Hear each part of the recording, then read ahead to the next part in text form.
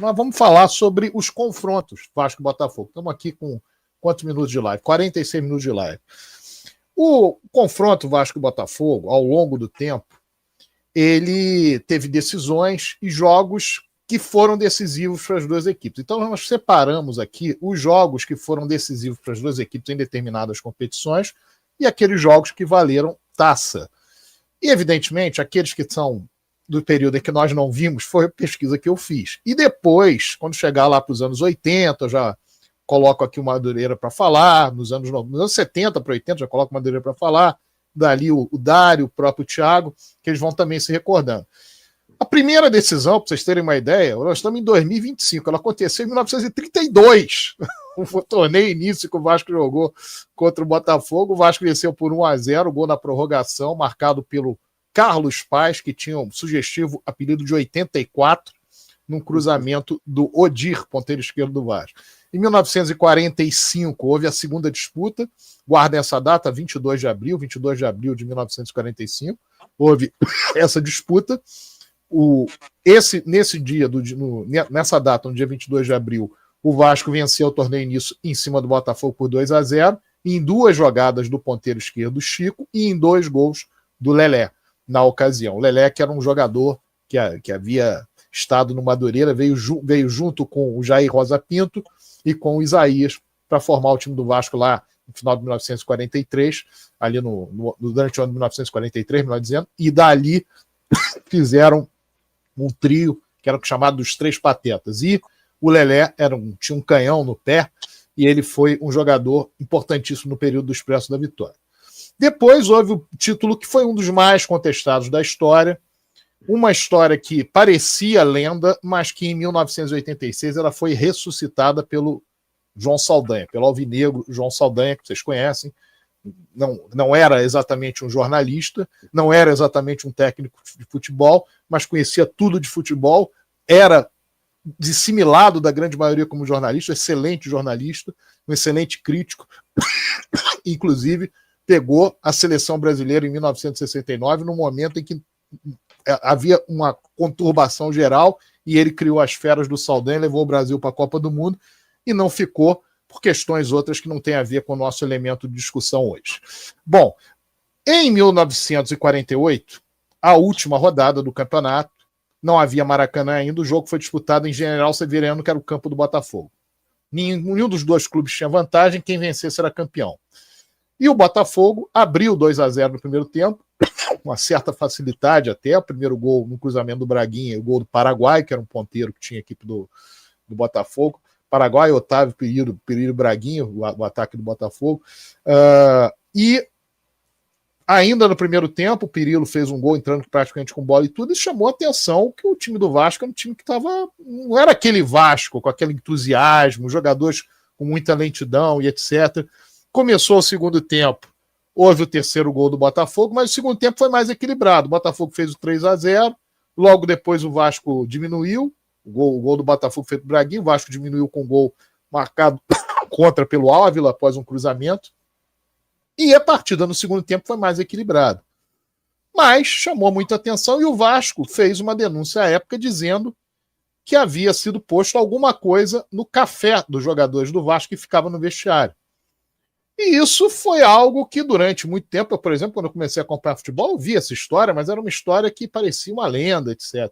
E o João Saldanha, num programa chamado Advogado do Diabo da TVE, que era apresentado pelo Sargentelli em 1986, na TV Educativa do Rio de Janeiro, ele contou a história e disse: fizeram conosco num jogo de aspirantes, e aí nós resolvemos fazer para vingar no jogo de profissionais, que foi a decisão do campeonato. Então ele disse, de fato, que havia lá uma substância que fez com que os piques do Ademir virassem câmera lenta, que o Vasco perdesse ao menos um tempo.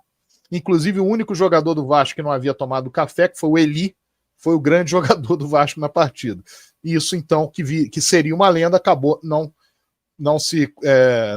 correspondendo mais próximo da verdade, pelo depoimento do próprio João Saldanha, como eu disse, que era um torcedor do Botafogo, ferrenho, torcedor do Botafogo, responsável, inclusive, pela equipe do Botafogo como técnico, campeã carioca em 1957, derrotando o Fluminense na decisão por 6-2, inacreditável 6-2, com 5 gols do Paulinho Valentim. Em 1950, Maracanã começando, o primeiro jogo no turno o Botafogo ganhou, e no retorno, para a penúltima rodada, quem vencesse o clássico teria o América na final, na grande decisão. Era um confronto direto entre ambos. O Botafogo tinha um zagueiro chamado Basso, um uruguai, que muitos consideram, inclusive, com poucos jogos que ele atuou, mas o maior zagueiro que havia atuado no do Botafogo, só até os anos 80 era falado.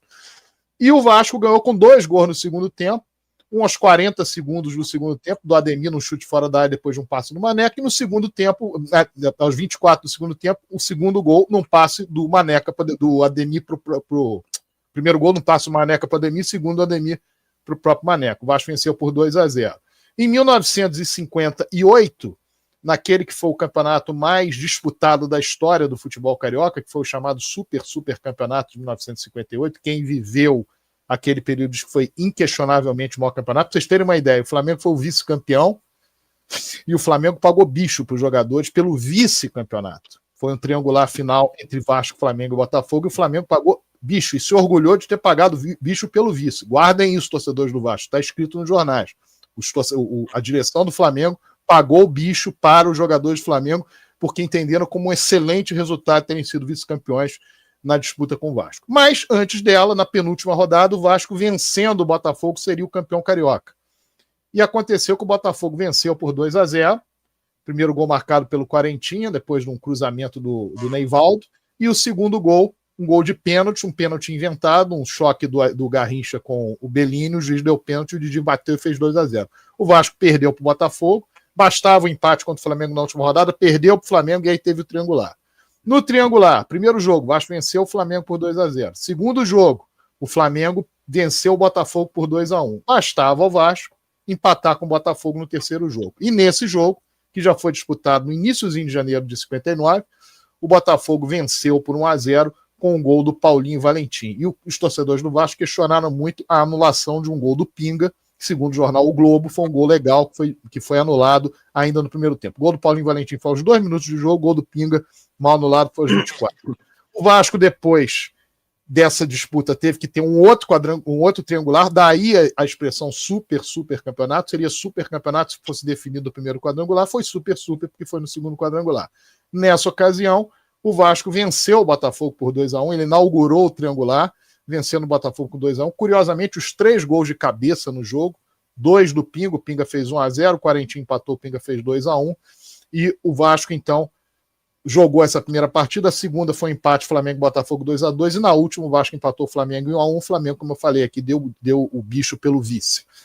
Posteriormente a isso, nós tivemos a disputa Vasco e Botafogo da Taça Guanabara de 1965. Foi a primeira Taça Guanabara da história disputada no ano de 1965. Ela é disputada de 1965 até o presente momento, até 2025. Sempre foi disputada. Às vezes como um torneio à parte, entre 1965, 71 e 1980, e fazendo parte do Campeonato Carioca nas outras ocasiões, embora em 1994 tenham tentado colocar como algo à parte, mas ela tinha uma relação com o Campeonato Carioca.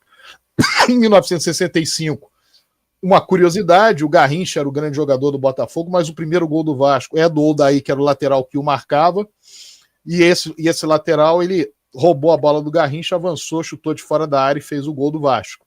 O Vasco fez 1-0. No segundo tempo, após um cruzamento, o Paulistinha, cruzamento do Mário Tilico, que é pai desse Mário Tilico. Aí eu tô falando pai desse como se todo mundo aqui conhecesse o Mário Tilico que jogou nos anos 80 e 90. Mas para quem já tem a minha idade e conhece os anos 80 e 90, é o Mário Tilico que jogou no Fluminense, jogou no São Paulo, deu o título brasileiro para São Paulo em 1991 contra o Bragantino fazendo gol da vitória, também jogou pelo Cruzeiro, foi campeão pelo Cruzeiro. O pai dele, que era o outro Mário Tilico, cruzou, e o Paulistinha, que era um zagueiro do Botafogo, um defensor do Botafogo, fez contra. Em 1966, a vingança alvinegra, o Vasco chegou na última rodada do Torneio Rio-São Paulo. Vocês já me viram falar várias vezes que o Vasco foi campeão do Torneio Rio-São Paulo, empatado com outras 3 equipes. Botafogo, Corinthians e Santos. Isso se deu por quê? Na última rodada, o Vasco precisava do empate para ser campeão sozinho. Mas o Botafogo venceu por 3-0, num dia em que o Jairzinho e o Gerson brilharam enormemente. O Jairzinho fez o primeiro gol do Botafogo. O Cico Pira, que foi um jogador que depois teve muito sucesso no futebol paranaense, fez o segundo gol, e o Garrincha, num passo do Jairzinho, fez o terceiro gol, o Botafogo venceu por 3-0.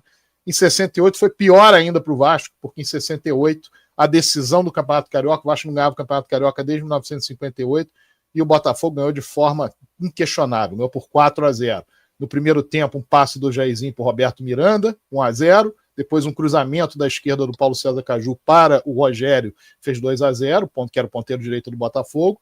No segundo tempo, um passe de curva para o Gerson, que o Jairzinho fez 3-0, e depois uma cobrança de falta, um sobrepasso do goleiro Pedro Paulo, o Gerson fez 4-0, o Botafogo venceu por 4-0. Posteriormente a isso, tivemos em 1973 uma partida que poucos sabem que ela valia um torneio, que era o torneio Erasmo Martins Pedro. Ela foi disputada durante a Taça Guanabara, com um público de 60 mil pessoas no Maracanã. O Vasco venceu o Botafogo por 2-1. Quem vencesse seria o campeão. O Vasco venceu por 2-1. Abriu o placar com um gol de falta, a falta cobrada pelo Alfinete, a bola desviou na barreira e entrou. O Botafogo empatou no segundo tempo, esse gol foi 11, 12 minutos no primeiro tempo. O Botafogo empatou no segundo tempo, depois de um cruzamento na área, um toque de cabeça para o Ferretti, para o Fischer, é um jogador argentino que tinha o Botafogo fazer um gol de empate, e depois no lançamento do Ademir, aquele Ademir que faria o gol, um dos gols do Vasco no Campeonato Brasileiro 74, a decisão contra o Cruzeiro, ele lançou o Dé em profundidade, o Aranha, fez o gol do Vasco, fazendo Vasco 2, Botafogo 1. Lembrando que nesse jogo o Dé chutou 3 bolas na trave, mas fez o gol da vitória. Isso em 1973. Em 1975, no triangular final do Campeonato Carioca, foi Vasco, Fluminense e Botafogo. O Fluminense venceu o Botafogo por 4-1 no primeiro jogo, a época da máquina tricolor. A segunda partida, o Vasco tinha que vencer o Botafogo com uma diferença de 3 gols e torcer para esse saldo se repetir no último jogo. O Vasco venceu o Botafogo por 2-0. O primeiro gol foi um gol contra um jogador, um zagueiro do Botafogo, que era chamado Chiquinho Pastor.